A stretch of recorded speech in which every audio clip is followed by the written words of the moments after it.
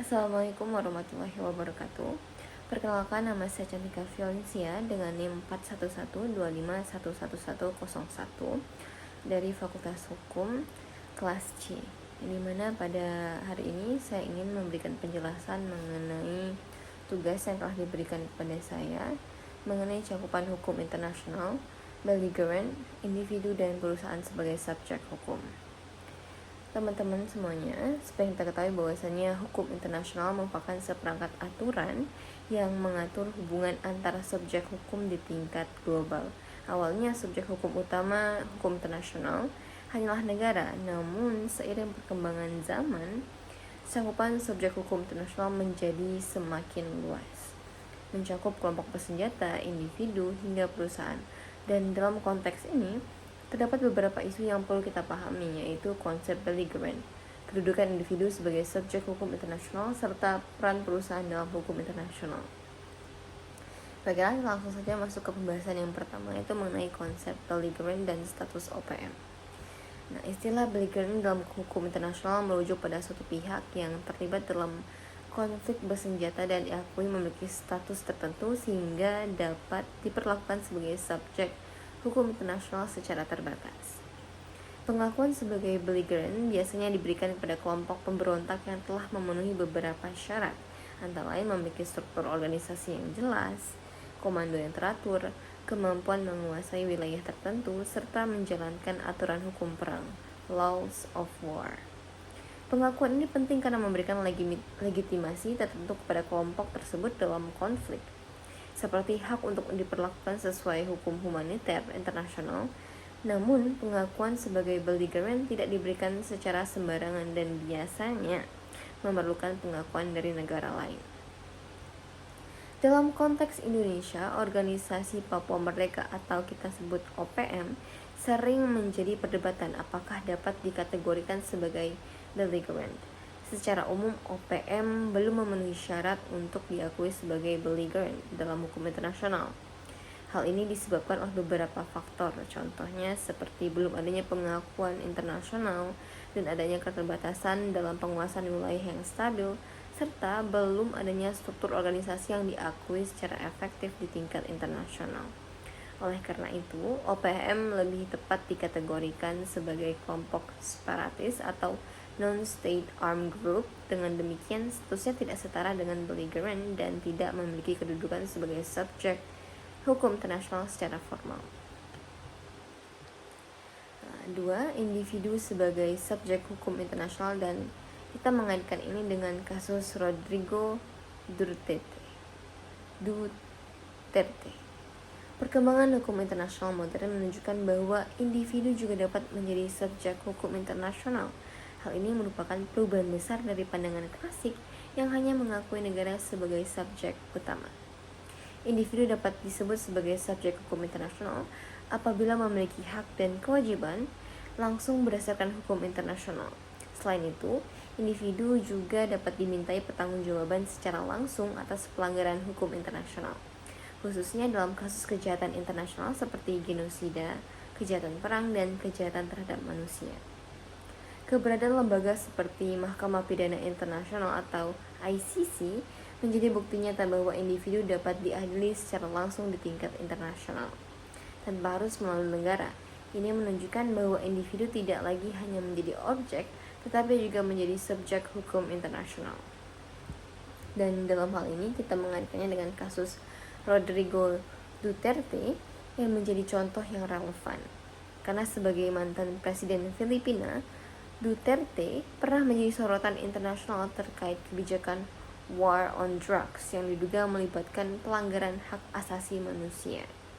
Dalam perspektif hukum internasional, Duterte dapat dianggap sebagai subjek hukum karena 3 hal.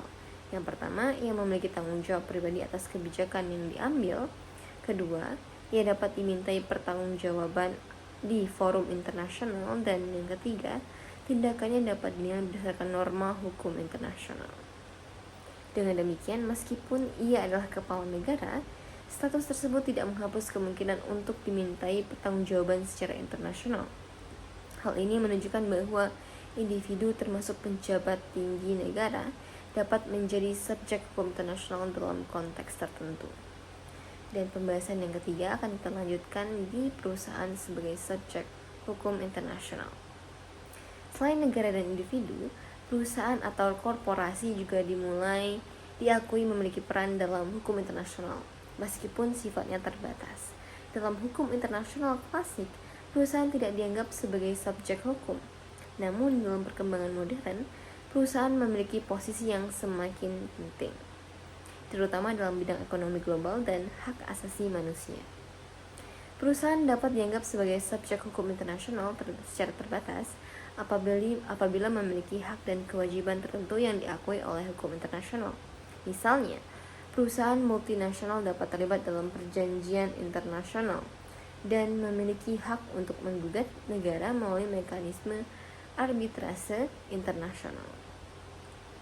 Dan salah satu contoh lagi mekanisme tersebut adalah penyelesaian sengketa melalui lembaga arbitrase internasional seperti ICSID, International Center of Settlement of Investment Disputes, dan dalam forum ini perusahaan dapat menjadi pihak yang berperkara melawan negara yang menunjukkan adanya kapasitas hukum di tingkat internasional.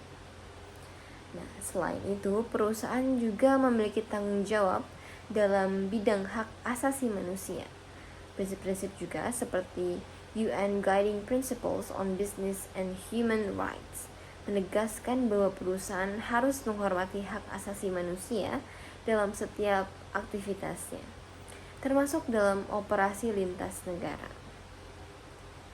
Namun, meskipun demikian, penting untuk dipahami bahwa perusahaan tidak memiliki kedudukan yang sama dengan negara. Perusahaan memiliki kedudukan yang jelas berbeda dengan sebuah negara.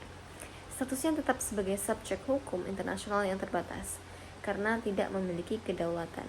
Namun, peran perusahaan dalam praktik hukum internasional semakin signifikan terutama dalam era globalisasi. Baiklah, dari ketiga penjelasan tadi yang telah saya jelaskan, mungkin cukup singkat juga mengenai cakupan hukum internasional dari mulai legal tentang individu, perusahaan, dan sebagai subjek hukum. Dapat kita lihat bahwasanya cakupan hukum internasional dari ketiga bagian ini memiliki konsep yang berbeda seperti legal tadi, yang dimana merujuk pada suatu pihak yang terlibat dalam konflik bersenjata dan juga dikaitkan dengan kasus OPM. Begitu pula dengan konteks yang kedua, yaitu individu sebagai subjek hukum internasional.